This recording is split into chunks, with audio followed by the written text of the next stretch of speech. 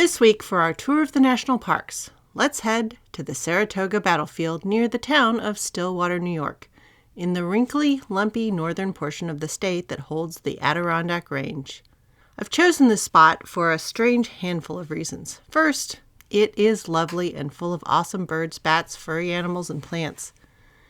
And it is the site of a battle, but from the Revolutionary War, not the Civil War. And at this site, the characters highlight the major philosophical differences between the two wars. The Civil War is a big war, playing around with the concept of total war, where no one is truly a non-combatant, an idea that's directly against the Geneva and Hague Conventions if anyone needs a refresher. On the other hand, the Revolutionary War still falls loosely under the idea of war as spectacle. Pack a lunch and watch the battle from those cliffs over there, and war as the sport of kings. As in, we're just doing this because we're so over diplomacy, and these guys spent so much money on these bright, sparkly uniforms. Which brings us to Lieutenant General Gentleman Johnny John Burgoyne, and how he attempted to carry out his part of the spring campaign in 1777. As a gentleman, Burgoyne had an entourage and quite the pack train. He brought plenty of wine, full porcelain and silver services, a valet, and a baroness. In this case, Frederica Charlotte Louise Redesel, Baroness of Eisenbach. Her husband, General Friedrich Redesel, led the Brunswick mercenaries that the British had hired to help prosecute the war against those obnoxious colonials. Baroness Frederica Charlotte Louise, as a true daughter of Prussia, saw it as her wifely duty to attend the scrap. Also, her home estate was probably isolated and pokey and boring. Before streaming and cheap paperbacks, women were more likely to insert themselves in these military camping adventures for the entertainment value. She showed up with her own wagon of dishes and dresses and unguents and wine, as well as a maid and probably some pretty sweet heavy silk scarves to cover her hair. This was no place for the wig collection. Oh, and she also brought along her 3 children. How's that for homeschooling on hard mode? According to her PR, she did help with the nursing and such, but still lived way better than all the other camp wives and female support staff, such as laundresses and such. Burgoyne's plan to carry out his war aims was more like a party train with loud and slightly bloody stops, and it did not work out. In fact, the surrender of Burgoyne's troops and the failure of the Saratoga campaign was one of the first major victories by the Americans that gave them hope that they could really pull this crazy plan off. So if you'd like to visit a truly beautiful and remote part of the Adirondacks and learn about one of the more eccentric female characters in the Revolutionary War, go look up the story of Baroness Frederica Charlotte Louise Redesel, and spare a thought for her likely imaginative cook and presumably tough-as-nails lady's maid.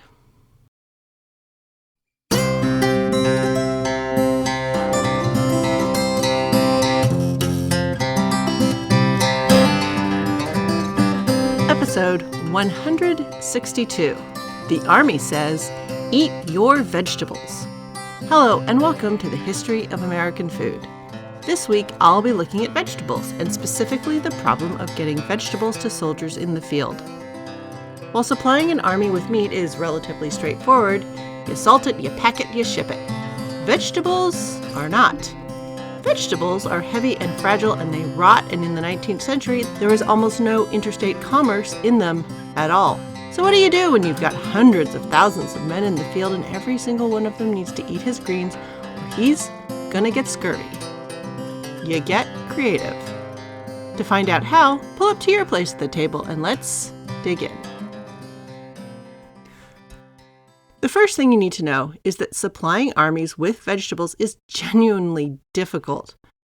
Amazingly enough, the difficulty has nothing to do with whether or not soldiers like broccoli or green beans or whatever. Vegetables, especially in the age before refrigeration, are hard to store. They rot. And even in a world where the calorie was not yet an idea, it was known that pound for pound, they deliver far less oomph to the soldier looking to fill his belly compared to meat or bread or even hardtack. By the 1800s, it had become clear to most military operations, and especially Navy and commercial boat operations, particularly whalers, that vegetables or fresh food were essential to keeping enough guys around to keep the operation going. Before anti-scurvy plans were in place on whaling ships, losing 2/3 of the crew wasn't just common, it was planned for. And even if lots wasn't known about Napoleon's dangerous trek into a land war in the wilds of Russia, everybody did know he came back on a sled with like 10 guys and everyone else pretty much starved to death.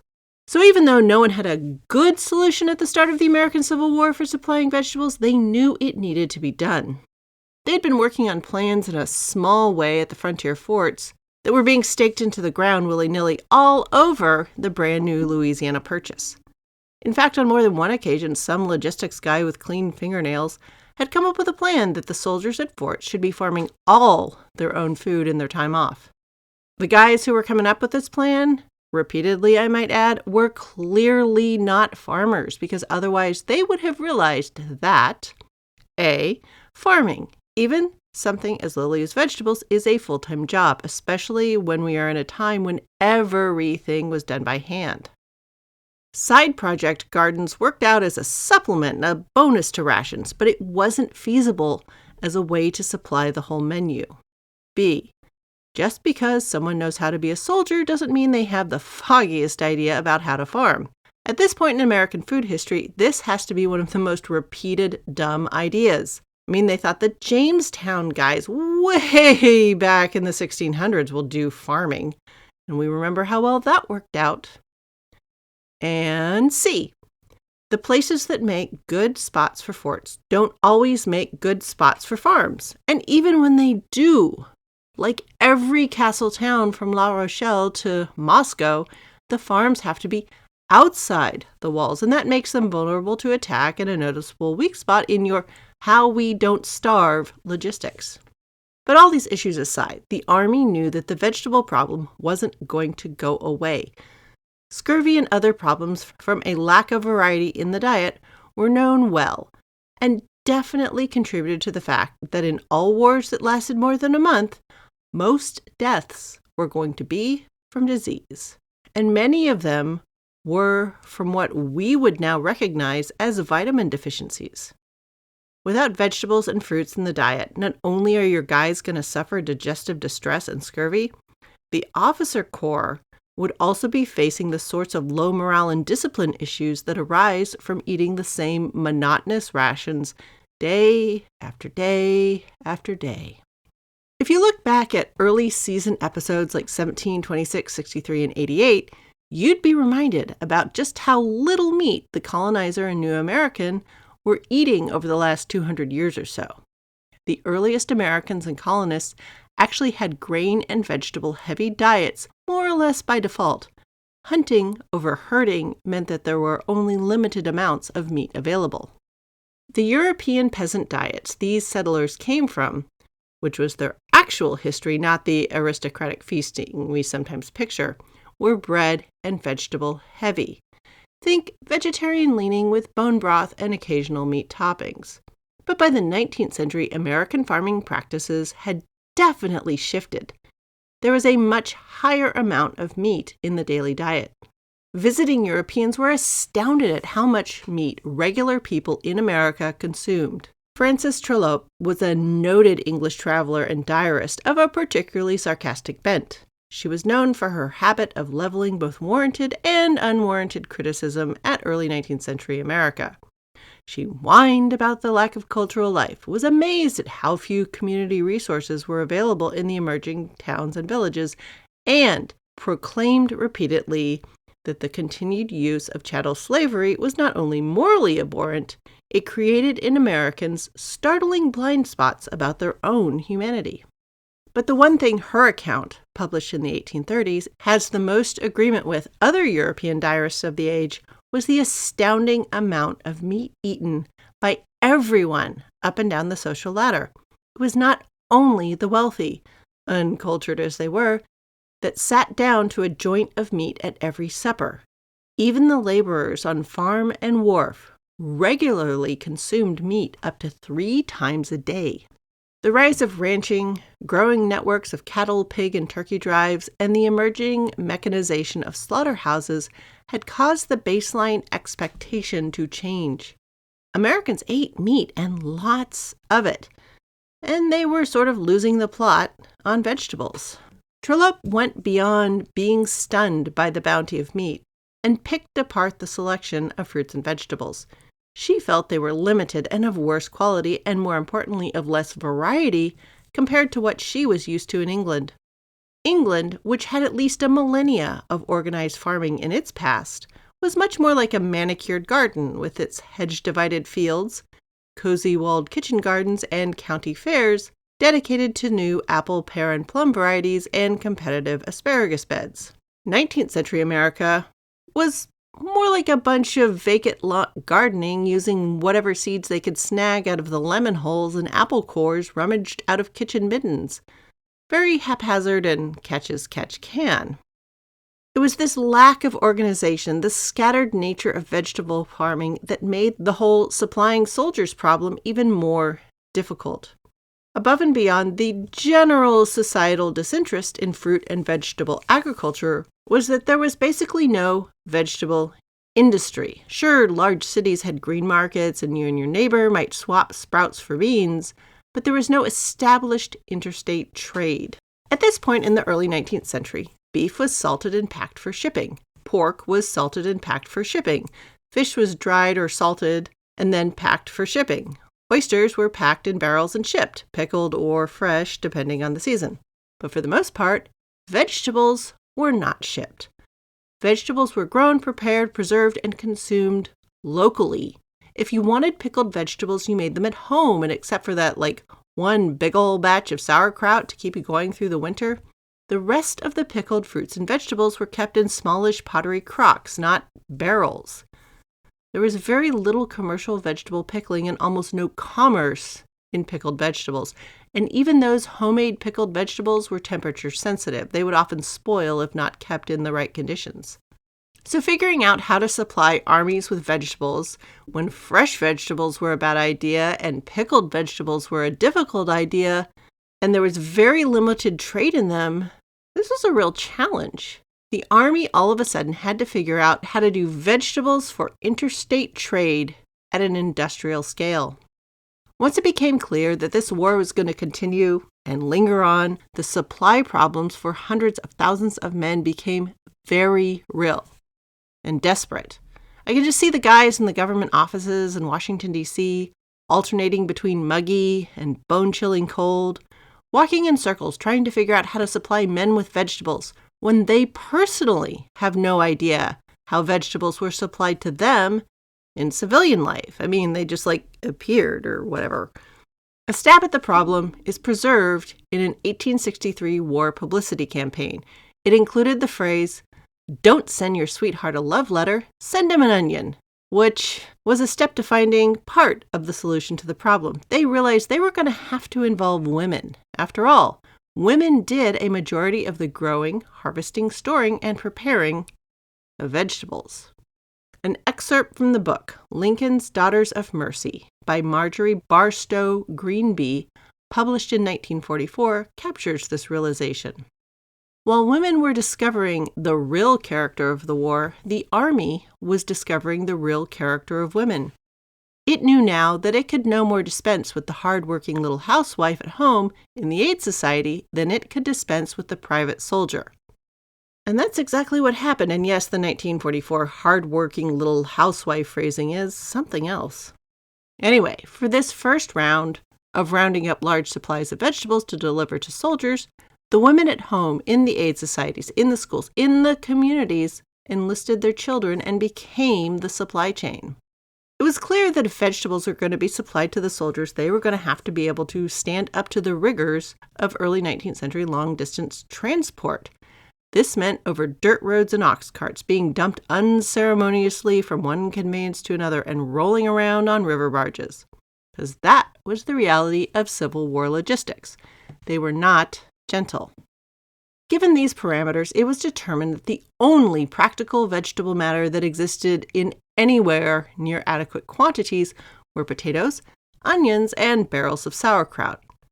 Sauerkraut, as a general bulk supply, fell out of the running almost immediately.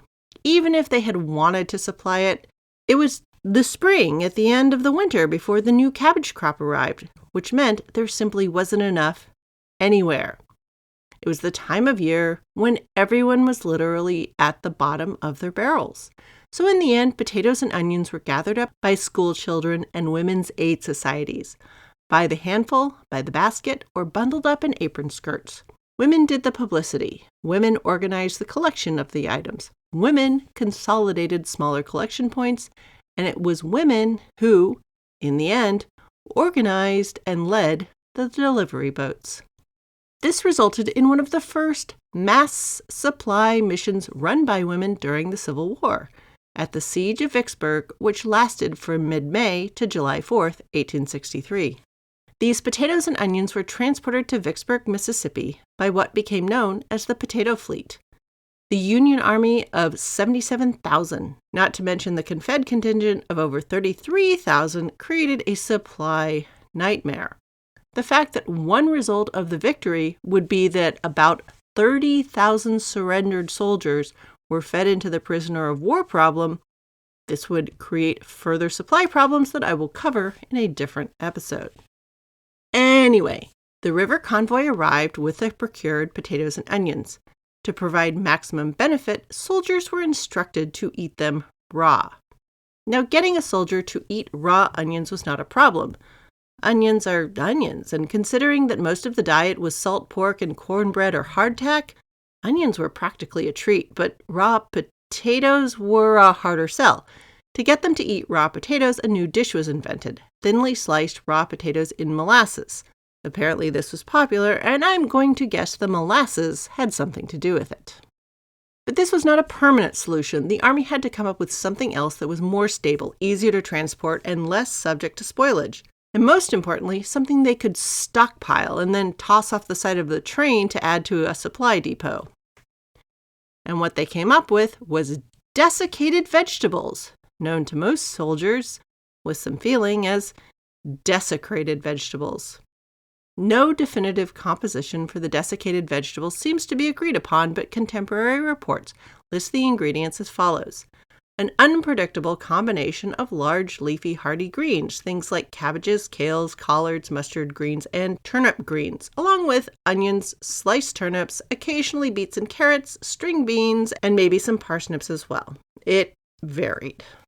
The preparation of the vegetables into their desiccated form was a new process for military food, and this is actually a significant moment. Unlike every other military ration to date, mechanical forced heating was used to dehydrate or desiccate the vegetables. This wasn't sun drying, it wasn't air curing. This was industrial scale forced heat dehydration, and it represented a real shift in how military food was produced. Now, these were not the fun, crunchy, freeze-dried vegetables you might be picturing, the kind of fancy backpacker food that say, just add hot water.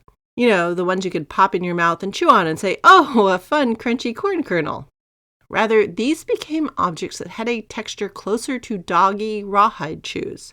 The recommended preparation instructions required an 8-hour routine, began with 2 long water soaks, before they were simmered for 3 hours.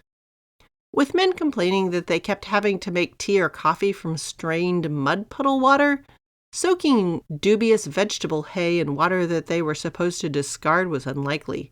And even the short version of preparation required 2 to 3 hours of boiling and simmering, which realistically meant much more time. If you've ever done the Girl Scout test where you build a fire and then bring a gallon of water to a rolling boil, well, let me tell you, that part takes a while even before you get anything in the pot. For shipping, the ingredients of this not the best soup, once they were dried by heated forced air, that is a fan blowing hot air over them, early versions of hydraulic presses were used to shape them into bricks, 1 foot by 1 foot by 1 inch thick. These were then stacked in wooden crates and shipped. And let me tell you, that could survive an ox cart on a dirt road and then be kicked off the side of a boxcar into a supply pile for later pickup. Unloved by soldiers and distinctly untasty, the desiccated vegetables ultimately didn't do much for scurvy. We now know vitamin C is one of those chemicals that doesn't survive heating, but at least it did provide fiber and some variety, and added verses to the poetry and satires soldiers were composing about the hardtack and the other terrible war food. Desiccated vegetables would not make much of a mark on American food culture coming out of the war the way bread delivered on a train would. There would continue to be innovation around them as a product, but dried vegetables would always be seen as something you would have to put up with when you weren't at home. After all, there are a few people who say, "Ooh, goody, potato flakes." But in our modern era, usually you are on a cool backpacking adventure to make up for them. Or it's those crunchy wasabi-flavored peas, but that's way off in the future from where we are.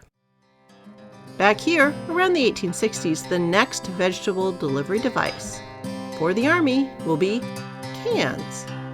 And those would make a huge impression on the American diet. In fact, for most soldiers, this would be their first encounter with canned food. And for the most part, they loved it. So to find out how this French invention grew on Americans and how it would start to upend several truisms about how a war was supplied, join me for the next episode. Thanks for listening. Any email questions or quibbles will continue to reach me at thehistoryofamericanfood@gmail.com. Downloading the episodes helps me know that you're out there, but even better than that are your reviews.